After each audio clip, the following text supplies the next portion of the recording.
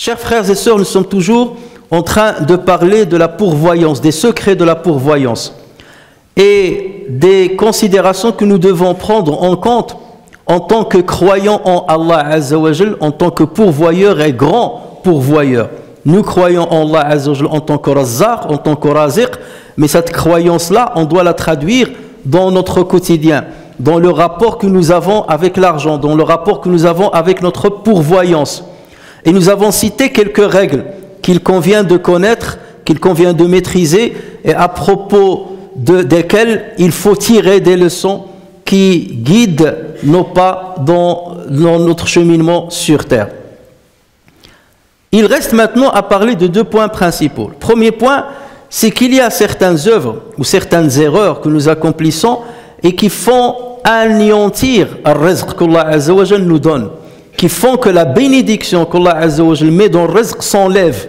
Et dans ce cas-là, on risque de tout perdre, ou du moins ce que nous acquérons comme bienfait, comme bien matériel, comme kasb, il ne nous profite pas. Il se gaspille à droite et à gauche et il ne nous profite en rien. Et il convient aussi de parler de certaines choses à accomplir pour qu'Allah Azza wa Jal mette de la bénédiction dans ce qu'il nous octroie comme rizq. Nous allons nous contenter aujourd'hui de parler de ce qui annièle et de ce qui fait disparaître et de ce qui fait dissiper la bénédiction de rizq que nous possédons. La première chose, c'est la non-reconnaissance du bienfait. Nous sommes toujours en général, nous en tant qu'êtres humains, enclins à regarder seulement ce qui nous manque, à regarder seulement les bienfaits qui nous font défaut. Et on ne donne pas assez d'attention aux nombreux et multiples bienfaits par lesquels Allah Azza wa Jal nous a graciés. Et c'est à partir de là qu'on voit toujours à ceux qui sont au-dessus de nous, qui sont mieux que nous, qui sont plus riches que nous dans le domaine matériel. Et c'est à partir de là qu'on sous-estime les bienfaits qu'Allah Azza wa Jal nous a donnés. Et lorsque tu sous-estimes le bienfait, et notamment dans le domaine matériel, dans le domaine financier, tu ne remercies pas Allah Azza wa Jal, parce que tu considères que ce que tu possèdes, c'est quelque chose de normal. C'est évident que je possède ceci. C'est évident que je gagne bien ma vie. Pourquoi? Parce que j'ai de l'expérience. Je suis un expert. J'ai fait des études. Je suis intelligent. Donc il est tout à fait normal que je jouisse de ces bienfaits financiers. Pourquoi vais-je remercier Allah Azza wa Jal? Certes, on ne dit pas ces choses-là verbalement, mais on le dit avec notre état d'âme. Et on le dit parce que justement, c'est rarement que ça nous arrive de nous asseoir et de dire ça c'est grâce à Allah que je l'ai eu, ça c'est grâce à Allah Azza wa Jal, alhamdulillah sur ça, ya Rabbi lakal hamd, tous les jours. Non, on oublie tout ça. C'est lorsqu'on perd le bienfait, c'est là où on commence à s'adresser à Allah Azza wa Jal de nous le restituer. Et le musulman, normalement, c'est quelqu'un qui reconnaît le bienfait avant sa disparition. Donc, le fait de mal réagir avec les bienfaits divins nous fait tomber dans 4 glissades. La première, c'est qu'on sous-estime le bienfait. On ne voit pas sa valeur. Le bienfait, par exemple, de sihha, de la santé, on ne le voit pas. Lorsqu'on manque de bienfaits financiers, sihha, on ne voit pas son importance. Or, le musulman doit voir ce bienfait-là et remercier Allah Azza wa Jal en conséquence. La deuxième chose, donc on le sous-estime. La deuxième chose, c'est qu'on ne l'impute pas à Allah Azza wa Jal. On ne dit pas ce bienfait vient de Allah Azza wa Jal. Et à partir de là, on ne voit pas l'obligation de le remercier. Et on impute ce bienfait à nous-mêmes, à notre compétence. C'est grâce à moi que j'ai eu ce bienfait. Et ça, c'est quelque chose de très grave. Et la quatrième glissade, c'est que nous ne accomplissons pas notre devoir vis-à-vis de ce bienfait. Comme le fait de donner sa zakat. L'argent, on donne sa zakat. La science, on donne sa zakat, en répandant la science à ceux qui en ont besoin. La force, on donne sa zakat, on aide les autres. Les enfants, on donne leur zakat en veillant à bien les éduquer et à être à côté d'eux, et ainsi de suite. Chaque bienfait, tu dois donner sa zakat en s'engageant dans certaines œuvres et certaines actions en guise de reconnaissance envers Allah tabaraka wa ta'ala. Dieu nous a donné l'exemple de Corée, de Qarun, qui faisait partie du peuple de Moussa alayhi salam, un homme fortuné, un homme très riche.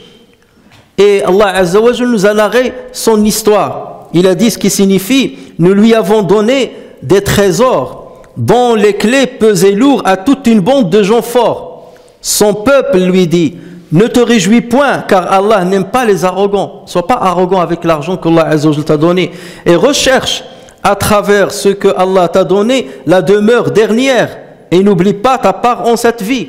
Ça veut dire investis un peu de cet argent-là dans la zakat, dans l'aumône, dans l'aide des autres, pour que ça soit un investissement, pour que ça te reste pour le delà. Et sois bienfaisant comme Allah était bienfaisant envers toi, et ne recherche pas la corruption sur terre, car Allah n'aime pas les corrupteurs.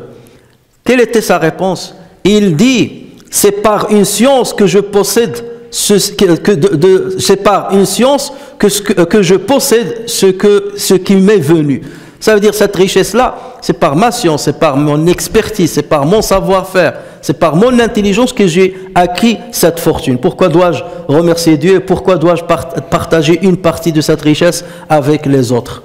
Et quelque part, nous tombons souvent dans cette arrogance et dans ce travers. Quelle était la conscience de cette ingratitude, la conséquence de cette ingratitude? Allah Azza wa Jalla a dit plus tard: nous fîmes donc que la terre l'engloutit, lui et sa maison, lui et sa demeure. Aucun clan en dehors d'Allah ne fut là pour le soutenir et ne peut se secourir lui-même.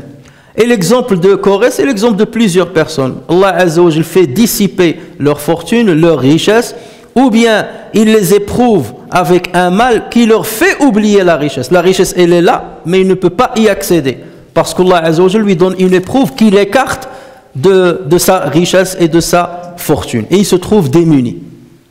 Allah Azza wa Jalla nous a donné cet exemple, c'est pour que nous tirions des leçons et des moralités qui doivent nous servir dans notre vie. Allah Azza wa Jalla nous a aussi narré l'histoire de 3 enfants, 3 hommes qui ont hérité de leur père un grand jardin dans lequel il y avait énormément de fruits, il y avait une bonne récolte. Leur père, qui était pieux et vertueux, il distribuait une partie de sa récolte toujours aux nécessiteux, aux orphelins, aux veuves et ainsi de suite. Mais une fois le père était décédé, les enfants ont pris leur héritage. Ils ont dit: on ne va pas faire comme notre père faisait. On va aller très tôt, de bonne heure, et nous allons récolter toute la récolte de notre jardin avant que les pauvres ne viennent pour nous solliciter. Mais Allah Azza wa Jalla a fait de sorte que toute la récolte se dissipe et disparaisse en pleine nuit.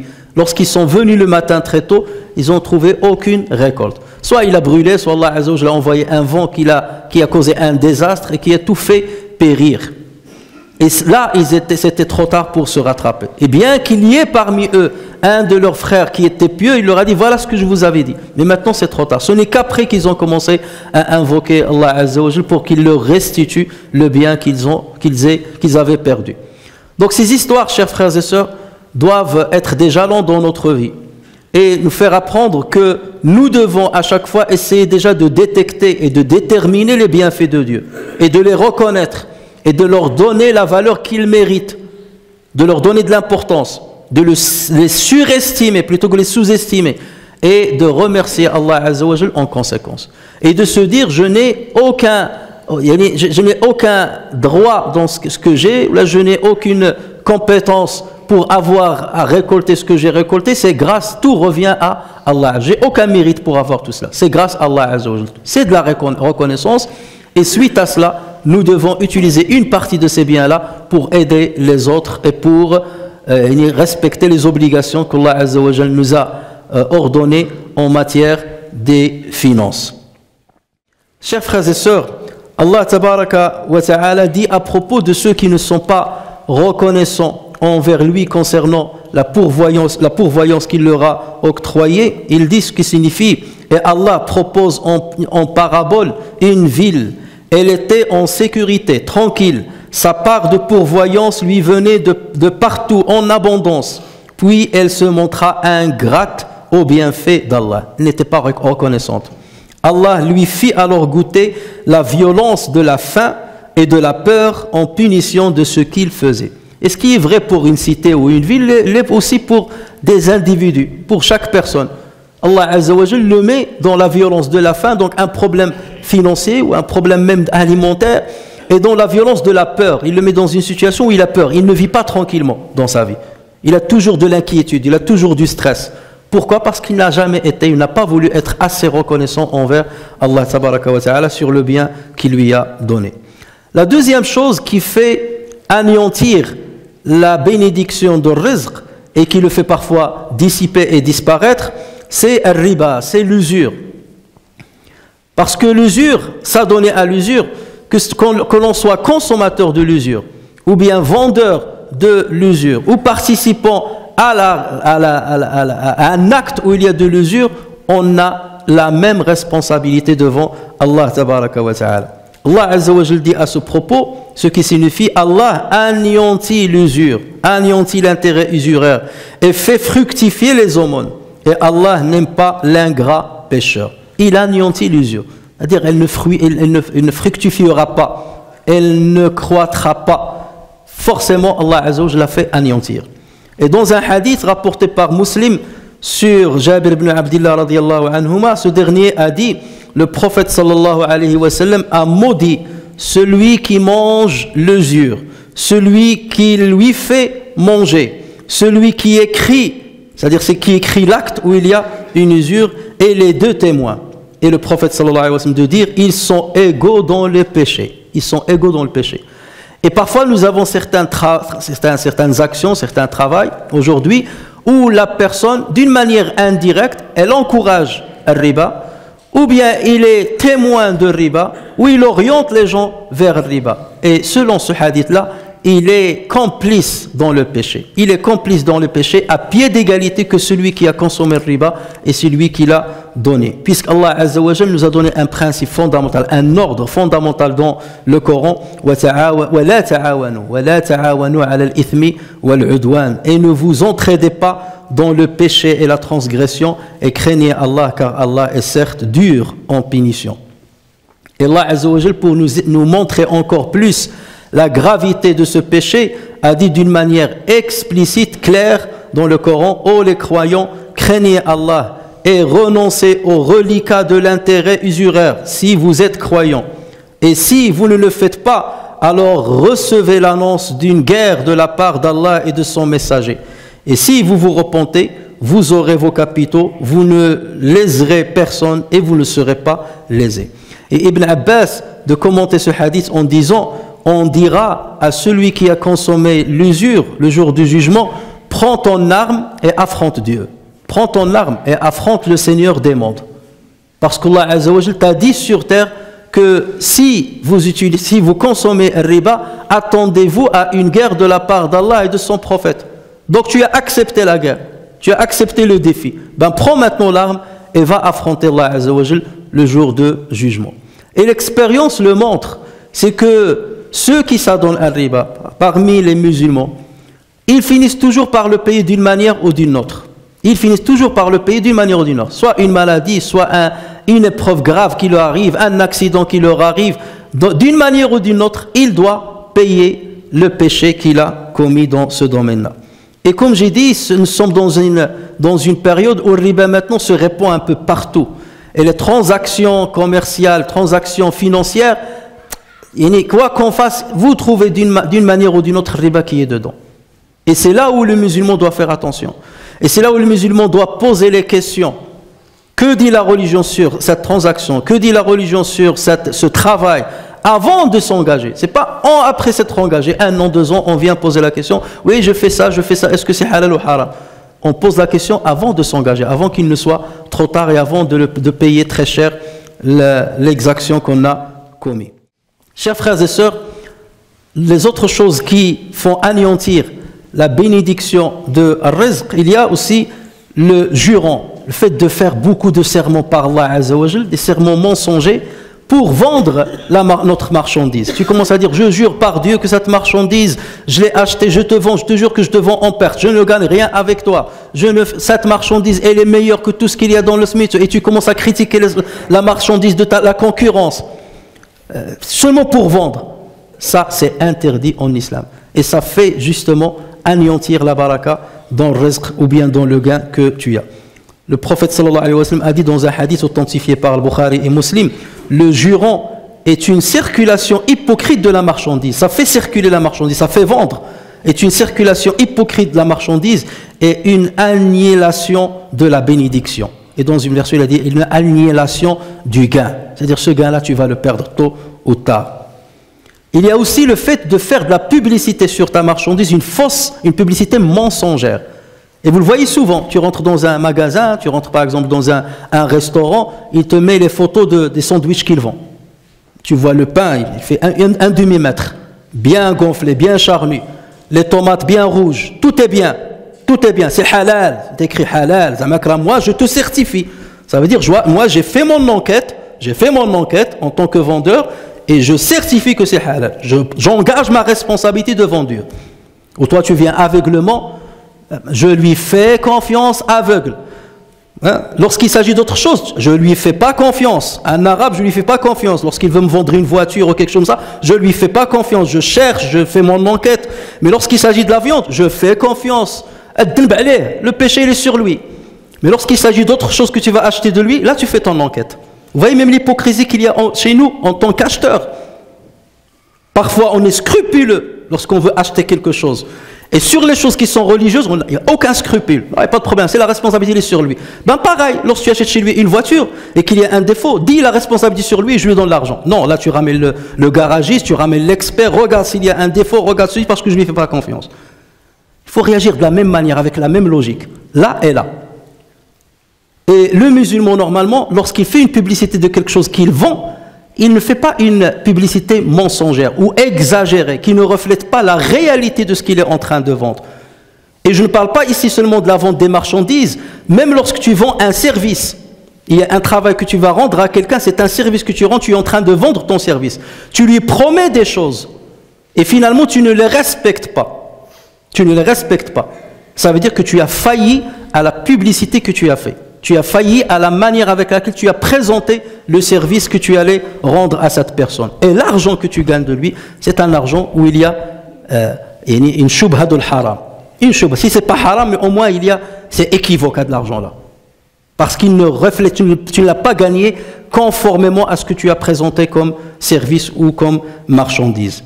Et c'est pour cela que le prophète sallallahu alayhi wa sallam nous dit dans un hadith rapporté par le Bukhari et Muslim sur Hakim ibn Hizam, il dit, le vendeur et l'acheteur restent libres de conclure la vente ou de l'annuler jusqu'à ce qu'ils se séparent. Tant qu'ils ne se sont pas séparés, tu peux conclure ou bien annuler la vente, il n'y a pas de problème. Et tu n'as pas à en vouloir à celui qui n'a pas voulu acheter ou à en vouloir à celui qui n'a pas voulu vendre, tant que vous n'êtes pas séparés, tant que la transaction ne s'est pas achevée.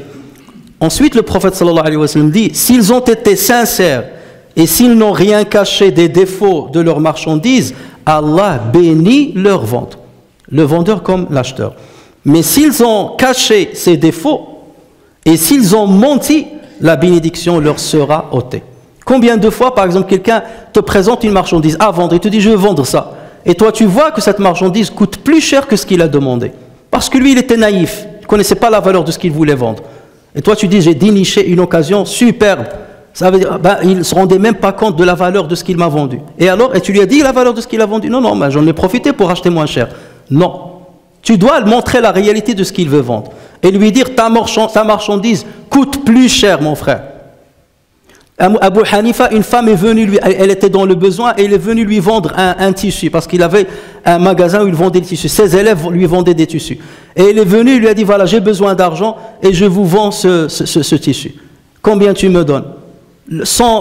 Abu Hanifa était là, le vendeur qu'il a diligenté était en train de vendre, il a dit, je te donne tant et tant. Et la femme elle a dit, c'est bon, donne-moi. Il lui a donné, Abu Hanifa a dit, viens, donne-moi le tissu, montre-le-moi. Non madame, ce tissu il vend 2 fois plus cher que ça. Rajoute-lui. Vous voyez, C'est ça, chers frères, l'homme scrupuleux, le musulman scrupuleux. Et si les musulmans respectaient ces principes religieux, comme je viens de dire, normalement quelqu'un qui appelle au téléphone, il voit que tu as un accent arabe, ou là quelqu'un qui te voit un arabe en train de vendre ta voiture ou vendre une marchandise, ou là un musulman en train de vendre sa voiture, normalement il doit dire, ça c'est la garantie. Il est musulman, ça c'est la garantie à 100%. J'achète de chez lui. Là c'est l'inverse qui arrive. C'est un musulman qui vend, fuis, même entre nous. C'est un musulman, il est musulman, fais attention, il y a une arnaque derrière. Il y a une arnaque. Musulman est égal à arnaque. Alors qu'on est censé avoir l'inverse. Musulman est égal à garantie. Ce qui montre qu'on est au-deçà de ce que l'islam nous ordonne de faire.